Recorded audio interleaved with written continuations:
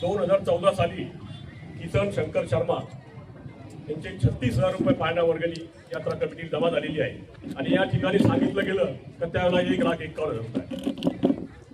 परत 2015 साली राजूशेठ खत्रे अध्यक्ष होते त्यावेळेला फक्त 50,000 रुपये पाळणा वर्गणी आलेली आहे आणि त्यावेळेला पावती क्रमांक पण आहे 1622. त्यानंतर 2016 साली आकर्मण साहेब अध्यक्ष होते त्यावेळेला 66,000 रुपये पाळणा वर्गणी जमा झाली आणि त्यांनी माझ्यावर आरोप केले का 2 लाख रुपये भरतो. याला माझी बदनामी. हे जर त्यांना जर आरोप मान्य असेल मी स्वीकारतो त्यांनी जी रक्कम दाखवते ती व्याजासहित भरावी. अख्ख्या जनते गावापुढे मी लोकांना घालायला तयार आहे. आरोप करून गेले इथं का नाही आले आणि ही जी लावली नाही सगळी लावावी त्यांनीच केली. माझा स्पष्ट आरोप आहे त्यांचा. 2017 साली 1,01,000.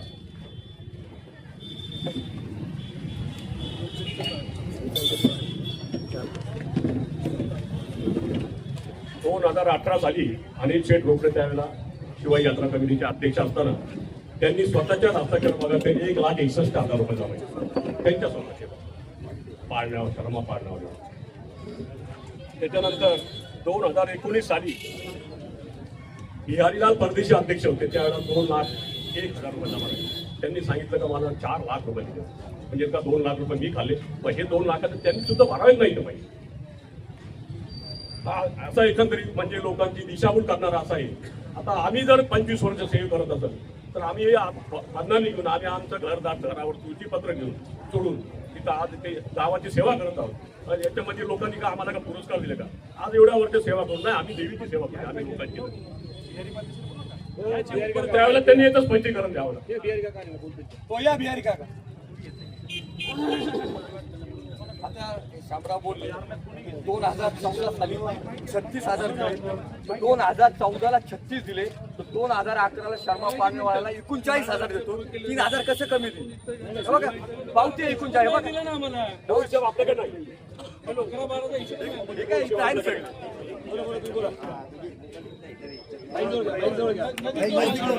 यात्रा चांगली व्हावी यासाठी सगळे तोंड बंद करू नये. विषय तो नाहीये यात्रेच्या विरुद्ध शब्द नाही आणि लोकांना 50 वेळा समजून यात्रा चांगली होईल त्याचे नाही ते विषय फोडायला लावले. मी फक्त 4 लाख रुपये सांगितले ते माझ्या समोर त्यांनी ती रक्कम दिलेली आहे ते मला मान्य आहे. मी देवीची शपथ नाही मी सगळ्या यात्रेच्या लोकांना मी माझं मत पाठवलं ज्याला मान्य नसेल काही शिवाय देवीच्या चंदीच्याला पाय ठेवून शपथ खाऊ मी पाठवलं. मला एकाच रिपोर्ट आलेला नाहीये माझा कोणावर आरोप नाही. पावती शपथ खातो त्यांनी शर्माने 4 लाख दिले. विषय तो नाहीये दरवर्षी तो वाढून द्यायचा आणि लोकांना 3,71 दिले असते तर मग माझ्यावर वाढून दिले. मग एकदम 2 लाखाचे 7 लाखावर कसं काय गेलं 3 वर्षात. हे असं होत नाहीये. हे चुकीचं नाही.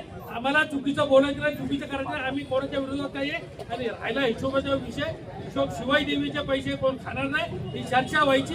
कैलास गोष्ट इथं नाहीये. यात्रेचे काही रक्कम आपण थांबवून सामाजिक कार्य करण्यासाठी बाजूला ठेवली जाते एवढंच माहिती. कोणाला कधी हिशोबाला बोलवलं नाही कधी हिशोब माहिती नाही. आता जेवढ्या मिटिंगा झाल्या त्या नाही आमची फक्त 2 मिटिंगा आमच्या हातावर होती आम्ही बोलवली होती. एक लेण्याद्रीला आणि पुरीच्या घरी बाकीच्या आक्रमणच्या याला आम्हाला निरोप पण नाही आम्हाला कोणी बोलवलं नाही. ही आमची भूमिका आहे. यात्रेची जाऊ नये म्हणून एकही शब्दाने कोण आम्ही बोलत नाही. आम्ही फक्त एवढंच हे तर म्हणजे हे लिहून द्यायच्या आधी नाही मी पार ते मुकेश खोत आणि वैभव वगैरे मी फिरायला जाते त्यावेळेस सुद्धा त्यांची चर्चेमध्ये नाही आपल्याला एवढंच माहिती एवढे पैसे हिशोब काय बघत नाही आपला तो मला विषय माहिती एवढं त्यावेळेस हे नंतर अनिलचा विषय नंतर वाढवलेला आहे त्यांनी याच्यात हे नाहीये.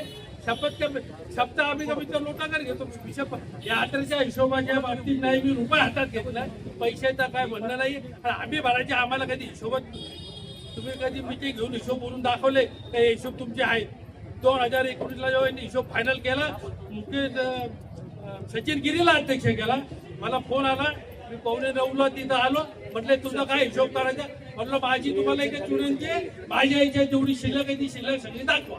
योगायोगाने ती लिहिली होती पण सचिनची त्यावेळेची यात्रा झाली नाही. आपल्याला एवढं सांगायचं यात्रा व्हायला पाहिजे आणि गावाच्या लोकांनी कोण आहे मी 7-8 जण जीव काढतो 6 लोक येत नाही. दरवर्षी स्टेजवरून मी विनंती करतो त्या यात्रेत सहभागी व्हा. सभासद आहे नवीन पोरं जेवढी आहेत ना विचारा त्यांना आपल्या जीवाच्या प्रकारांबरोबर रुपेश असो निकी असो फुले असो सगळ्यांना बोलवलंय. याचं नाहीये, याच्या त्याला माहिती आहे. आपण एवढं सांगतो तर आम्ही भरायचे काय, आम्ही कुठले हात लावणार नाही त्या पैशाला, आम्ही त्याचे पैसे भरायचे आणि आम्ही फक्त एवढं सांगितलं, आमचे काय आरोप नाहीये, आमच्या एवढे पैसे दिले. तुमची जी पद्धत आहे तुम्ही त्या पद्धतीने सादर केले. तुम्ही शर्माकडनं आम्हाला नेलं असतं, तुम्ही शर्माला सांगितलं तर माझ्यासमोर तू माझे पैसे एवढे दे, तू माझे पैसे लिही, विषय संपला. बाकी विषयाची काय मला येणार नाही. ठीक आहे, आता पावत्यांच्या विषय निघालाय.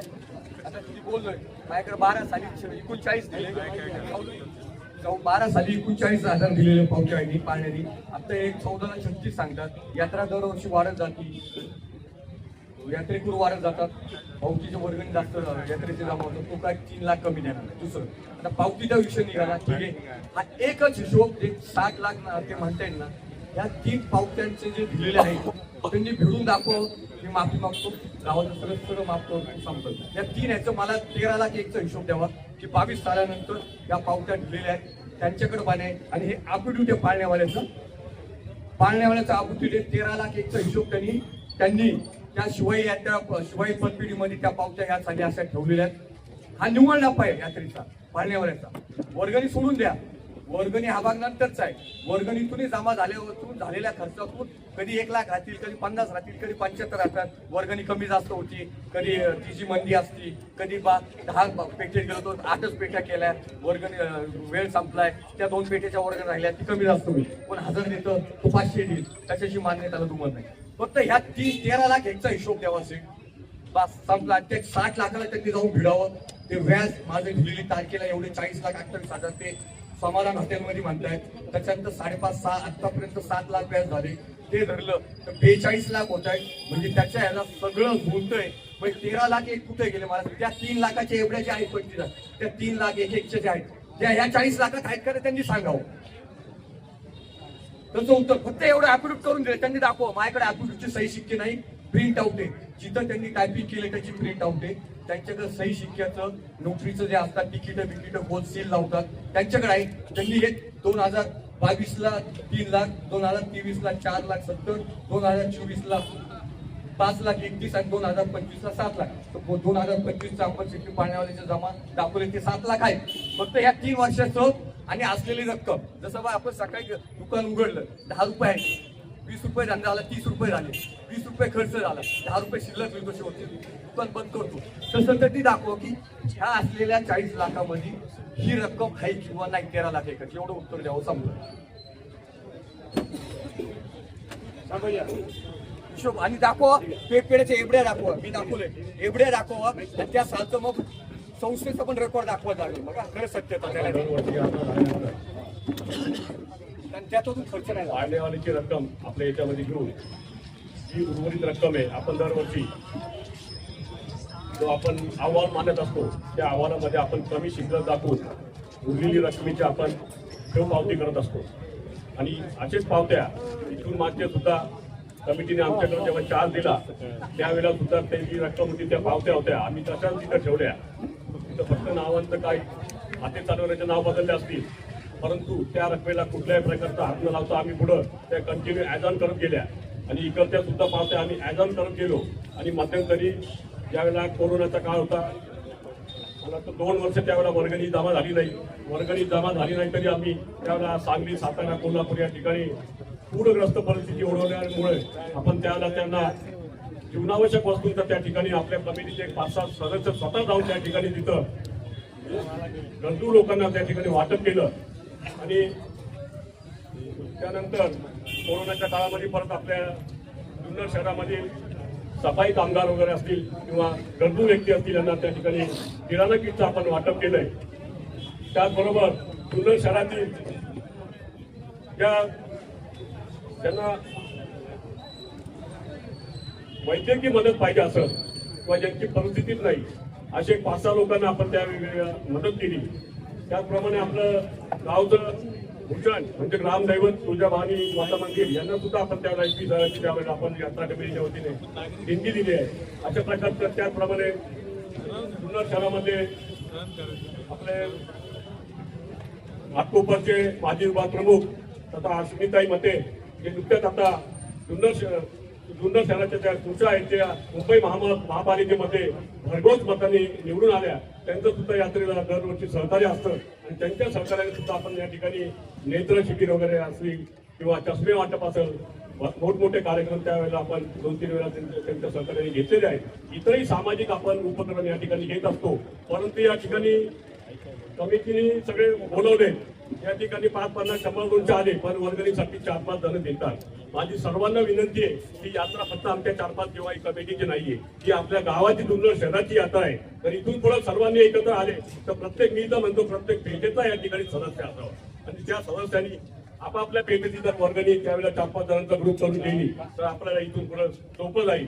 आणि जशी नारायणगावची यात्रा भरते तशीच आपण या ठिकाणी करू. ठीक आहे, आमच्याकडून काही चुकलं असेल, हिशेबामध्ये अनियमित असेल, पण माझ्याकडून कुठल्याही प्रकारचा भ्रष्टाचार झालेला नाही.